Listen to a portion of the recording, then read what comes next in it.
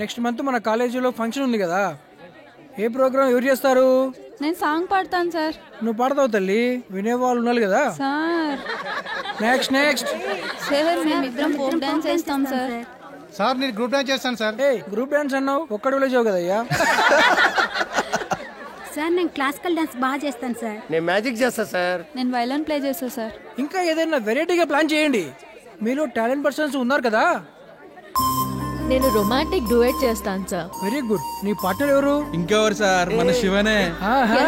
Correct రా, శివానే. No no no no, వద్దు, నాకు డాన్స్ రాదు. నేను నేర్పిస్తాను Shiva, don't worry. Shiva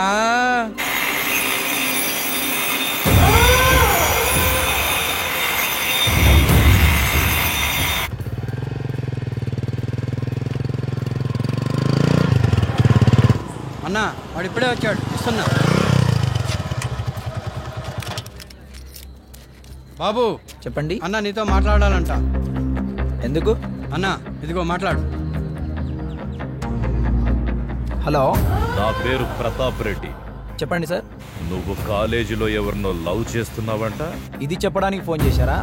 hello, ముందు నేను అడిగిన దానికి సమాధానం చెప్పు. నేనెవరిని లవ్ చేయలేదు. చూడు, మా అమ్మాయి సంధ్య నువ్వు చదివే కాలేజీలోనే చదువుతావు. ఇంట్లో ఎప్పుడు నీ గురించే మాట్లాడుతూ ఉంటుంది.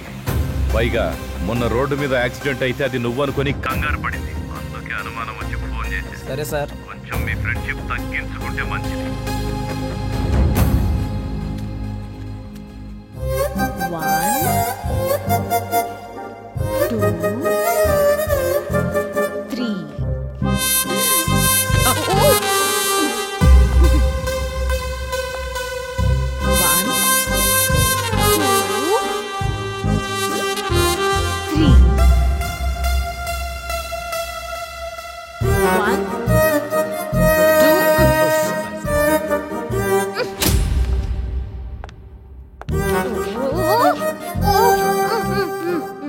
ఓకే ఓకే, ఈ రోజుకి చాలు.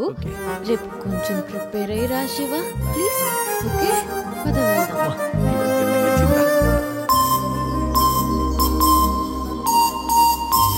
ఇంట్లో ఎప్పుడు నీ గురించే మాట్లాడుతూ ఉంటుంది.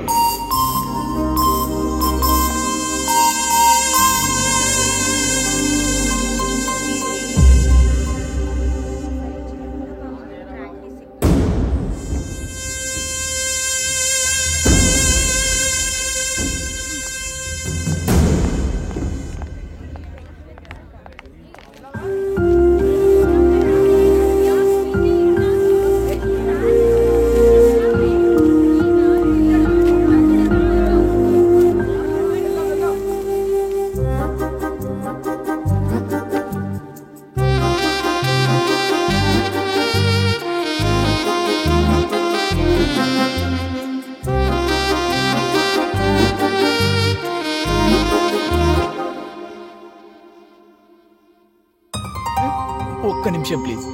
ఎందుకు? కొంచెం కూల్ చేసుకోవాలి. అవును, కొంచెం రొమాంటిక్ డోస్ ఎక్కువైంది అనుకుంటా. ఇదేం స్కూల్లో ప్రోగ్రామ్ కాదు, కాలేజ్లో. ఈ మాత్రం రొమాంటిక్ ఉంటేనే మన పర్ఫార్మెన్స్ హైలైట్ అవుతుంది. గుర్రానికి లేని బరువు గుర్రం మీద కూర్చొని సారీ చేసే నాకెందుకులే. నువ్వే ఓకే అన్న తర్వాత నాకేంటి? కమాన్.